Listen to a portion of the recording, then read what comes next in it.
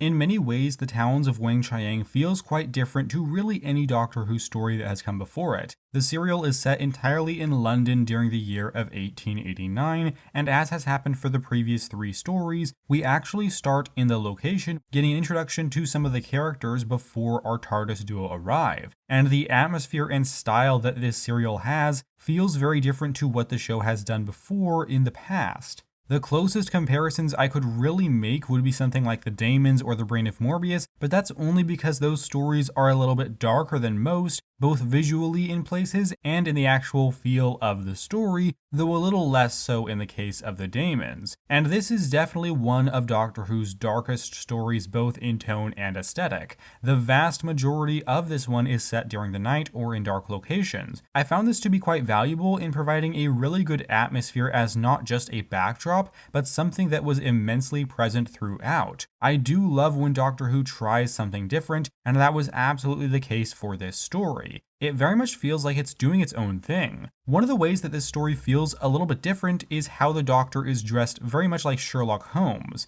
In fact, he's not even wearing his scarf. Leela is also dressed in different clothing for the first time since she has joined the Doctor in the TARDIS. It's not a game changer by any means, but seeing them both dressed in period appropriate clothing did somehow help in making this story feel a little bit different, as that's honestly not something we typically see in Classic Who. Fitting in with the Doctor's attire, this story has a bit of a mystery to it. Sort of. We learn that throughout London, teenage girls and women have gone missing without explanation. This is the premise that the Doctor and Leela learn about very early in this story, and they do their best to attempt to solve this case, but naturally there is much more to it than initially meets the eye. The mystery is a bit of an interesting one, because while there is a lot that we don't know about until later in the story, we as an audience almost always know more than our main characters. That's not inherently a bad thing, it's really just the way that this particular story is approached. We see the perspectives of our main characters, sometimes together, often not,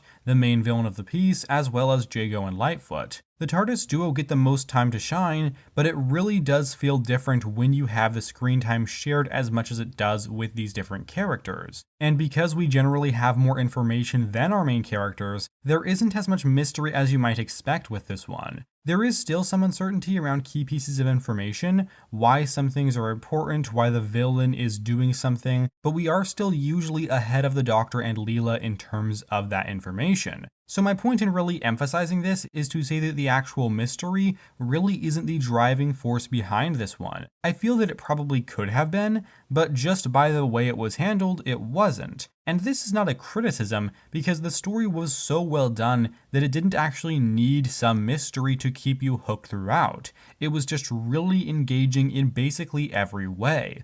The atmosphere and the style of this one are incredibly unique within Doctor Who. The story is thoroughly engaging and very well paced throughout. So much of this just works excellently together to make a great story without relying on a mystery. Not to mention, there was a murder mystery in the previous serial, so having another one that really used a mystery as a core hook for the audience, it probably would have been too soon. At 6 parts long, this one does a good job of bringing a number of different elements to the table to keep things interesting. The introduction of the setting and the style of the story is quite good, and throughout the rest of the runtime, it does a solid job at introducing new elements to keep you interested as the story creeps up on 2.5 hours long. I think if this serial didn't have as much going on as it did, you'd be much more likely to feel that runtime, but they did well in keeping everything interesting. You probably could have made this story shorter and a little bit tighter had it only been 4 parts, but you also would have had to cut a decent amount of stuff in this one, and the end product definitely would have been quite different in terms of the scale. So perhaps you could have gotten an even better story at 4 parts, but I do believe this story did fit well in this 6-part serial. As always, our main characters are really good.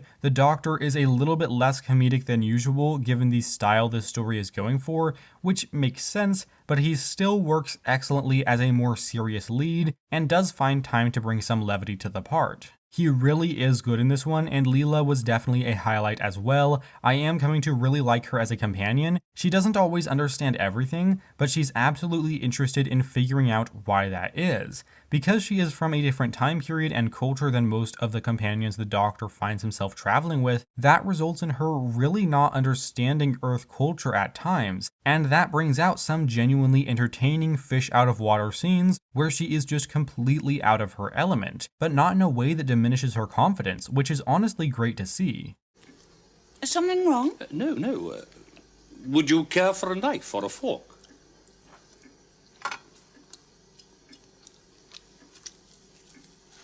It's a good knife. Aren't you going to eat? Yes.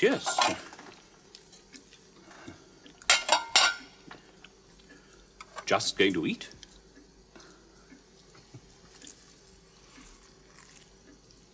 That is just great. She's really a very charming character, and I do quite enjoy her chemistry with the Doctor, though admittedly the two spend significant chunks of this story apart. Interestingly, this serial doesn't feature as much comedy as Doctor Who normally does, particularly from the titular character, as said. This makes sense given that this one is trying to go for a bit of a darker tone, so it does really lean into that, and doesn't do an awful lot to balance it with the usual levity, though there are certainly some jokes in this one, which feel fitting when sprinkled throughout this quite grim tale. I feel that this story definitely could have gone in a more bland and flavorless direction, were it not so well directed and put together on the whole, but I have to commend the effort that went into making this story what it is, and how they were able to successfully strike the right balance. These scenes of foggy London streets are really good, very much fitting within and creating that atmosphere, and the serial does an excellent job of providing some rather creepy moments throughout to prevent this story from feeling as bland as it otherwise definitely could have. In terms of said creepy moments, one of those comes from a specific element within this story in the form of Mr. Sin, Lee Sen-Chang's ventriloquist dummy. As you can see, this one looks a little bit different from your average dummy. It does look rather creepy, but it's not just how the dummy looks, it is how it's used and presented within the story. It's really great and adds a nice creepy factor at just the right moments and is used incredibly well. Now, this does invariably bring us to one of the central villains of the story in the form of Lee Sen-Chang. And yeah, it's impossible to talk about this character without bringing up the fact that he is played by John Bennett, a white British actor who has had makeup applied to his face in order to make him appear to be Chinese. It really is such a shame that they thought it would be okay to do this. I ultimately don't know whose decision this came down to. I would guess the director of the story, but it's entirely possible it was somebody else. But regardless, that's not even my point, as that is more so, wow, this is really messed up and not okay in the slightest. There's really no need to make excuses for this because it is bad, and there's nothing that can be done about it. So for my money, you really just have to accept it for what it is, acknowledge and be aware of how bad it is. I don't think it needs to be ignored, nor should it be, because to put that element to the side would be to not judge this story for all of its composite parts, of which that is one. I'm going to take it as a given that you agree with me that a white person using makeup to play a person of Chinese descent is wrong, and if for whatever reason you don't agree with me, I am not going to stop and explain why this is racist or why racism is bad. So it is ultimately such a shame, particularly because it is so racist, but additionally because it does make the story partially lesser. It doesn't ruin the elements of this story that are good entirely, but it certainly makes this one harder to swallow. So if you're going to argue in the comments about whether or not this is racist, please just stop it. I don't care. No. It's bad. It's messed up. It's racist, okay? We can acknowledge that and talk about the rest of the story as well. I really will not be at all tolerant to people defending this racism. There's really no argument to be had. This is just fucked up. What's amazing is how easy it would be to remove this incredibly problematic element from the story. You could just cast an actual Chinese actor. That seems pretty easy to me. Sometimes people say that there weren't any around Britain at that time, or that there weren't very many, which is either ignorant or an outright lie. I mean, really? In fact, the British Chinese actor Vincent Wong in this story plays the character of Ho in part 5 of this one. Well, how? Where is it? Baghdad Veloy is gone. Gone! We look all places. Bag not there. So don't tell me that they only had white actors to work with, because that doesn't hold up. And all of this really does segue into the overall racism of this story. The serial does have some racist elements coming from characters within the actual story, and it is okay to have characters within a story be racist or to be bad people. Depiction is not necessarily endorsement, but the story should condemn or at least acknowledge that the person did that racist action, and at the very least leave the audience to make up their minds about the character, because most people will probably go, yikes, that was pretty racist. Where the issue arises for me is when you have a show like this, which is not intended just for mature audiences, but is seen by lots of families and children, you have a character say racist things, and it's treated as perfectly normal within the actual story. Nobody acknowledges it. I'm not saying that every story always has to be acknowledged. I mean, if it's for mature audiences, you can make up your minds and know, like, yeah, that's really fucked up. But in a show like this, that feels really wrong. There are plenty of instances of these throughout, probably about a dozen or roughly twice per individual episode. I think the first noticeable line of dialogue came from Hinchcliffe. Don't I know you? I think not. Yes. I've seen you somewhere before. I understand we all look the same. Really, Robert Holmes? Really? Or how about this one? Jolly interesting all the same. Most of the corpses round here are jolly dull. Now I've got a couple of inscrutable jinks. And a poor perisher who was chewed by a giant rat, having been stabbed by a midget. And my personal least favorite has to be the line that we get after Lightfoot tries to explain that he was attacked by ruffians. The sheer criminal effrontery. Things are coming to a pretty pass when ruffians will attack a man in his own home. Well, they were Chinese ruffians. I hate this one particularly because it comes from the Doctor, and there's only one way that I can really interpret that line. It's not the most racist thing in this story, but it's one of the lines that stands out the most because it comes from the Doctor, a character who it's really hard to imagine actually saying that line. It just really didn't sit right with me. There's also a lot of racism in terms of having these Chinese characters lurking in the shadows and stealing the girls and women. It's a very racist trope to have these Chinese people being mysterious and in the background and stealing women and doing whatever with them. That stuff is very uncomfortable, and it's kind of a part of the story, more so than just the occasional line. I could spend a lot more time talking about the racism in this serial, but I think I've given it enough attention. It is important to acknowledge these incredibly problematic parts of the show when they come up, but there's also no need to spend half of the review going over every racist moment. There is some genuinely uncomfortable and quite horrible racism in this serial, and I legitimately wish they had not taken the story in the direction they had, but ultimately, I am going to judge this story on all of its parts. The story is bigger than just the racist elements, and I feel it should be experienced and judged as such on a whole, though I completely understand if it ruins the story for you, because it definitely takes me out of this one. This is the point at which I do have to give you the usual spoiler warning. I do have a lot more to say, but there's really only so much I can get into without ruining this one. So be sure to skip to the time shown on screen if you don't want any spoilers. Otherwise, stick with me as we continue discussing the Talons of Weng-Chiang. One of the main villains behind this story comes in the form of Weng-Chiang. We learn about him really early on, and it turns out he is looking for something called a time cabinet, which is basically a horribly dangerous form of time travel. I really like how for this somewhat longer story coming in at 6 parts, we do sort of have these 3 villains for it.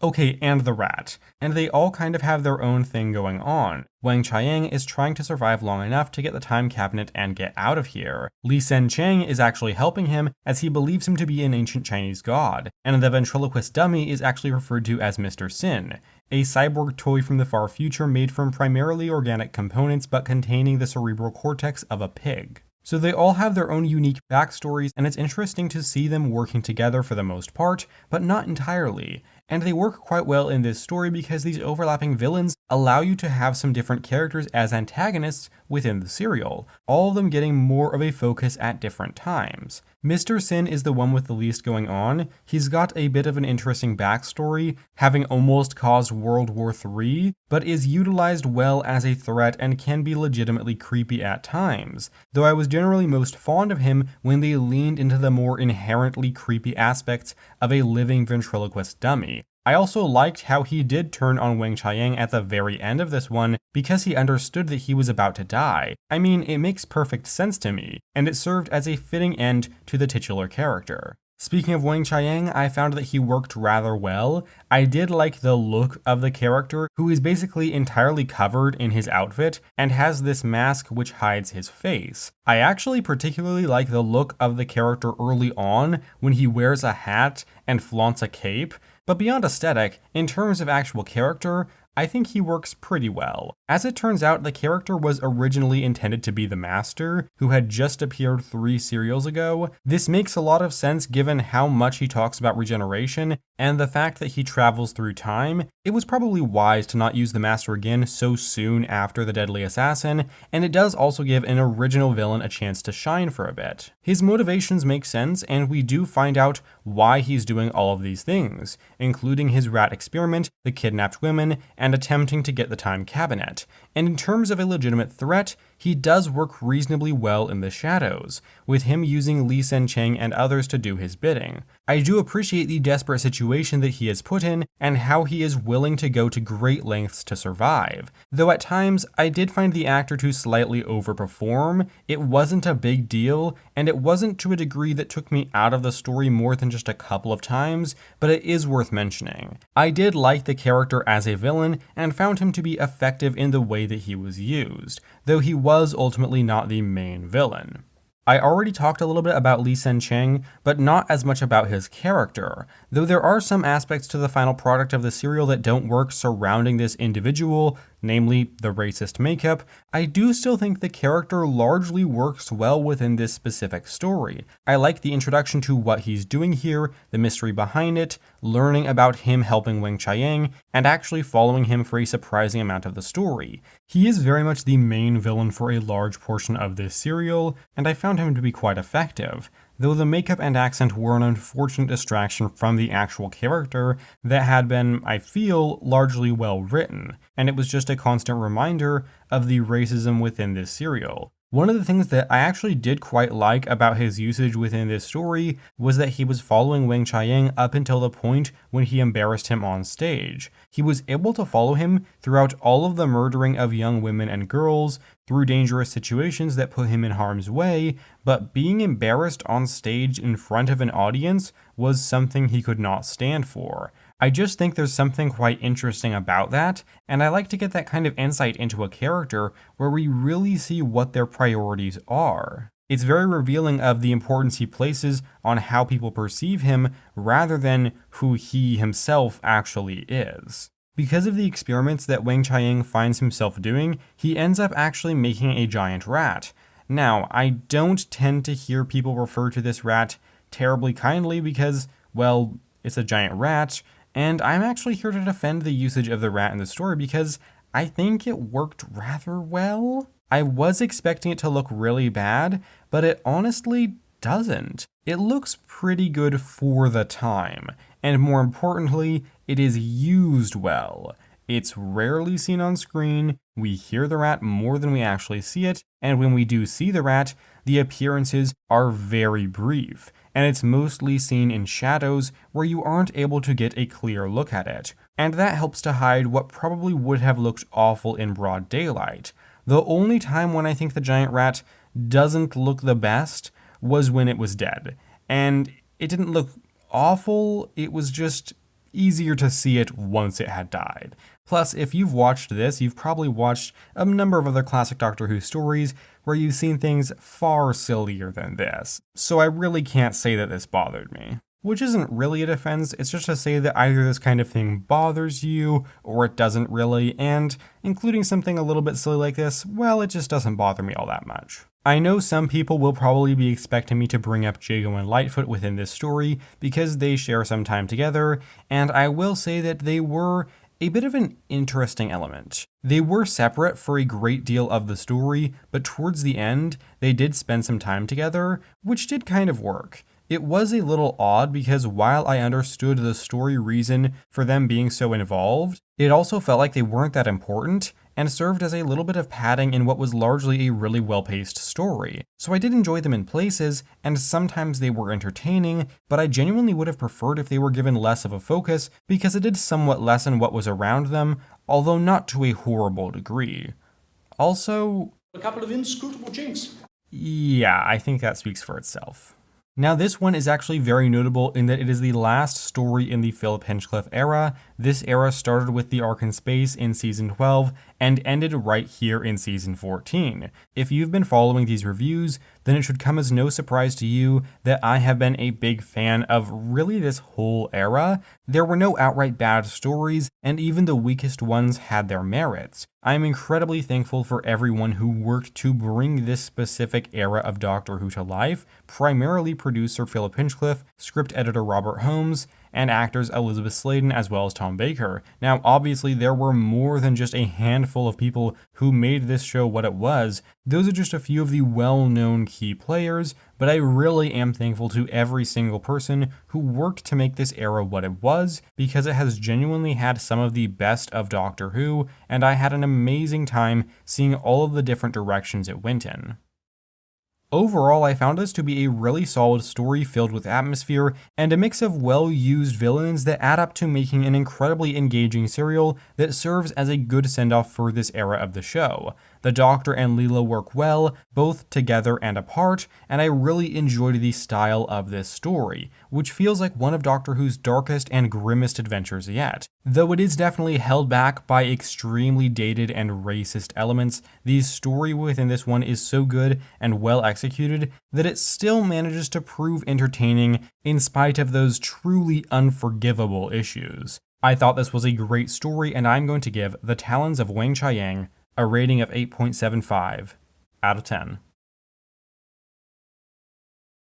And that does it for this review. A bit on the longer side, I know, but I had a lot to say about this one and felt it was deserving of really getting into its problematic elements. What are your thoughts on this one? I'm not entirely sure what reaction to expect, but I am curious nonetheless what you will all have to say, if you care to share your thoughts. And if you join me soon, I will be bringing you a review of Doctor Who Season 14, which will be a bit of an overview of my thoughts towards this thing as a whole.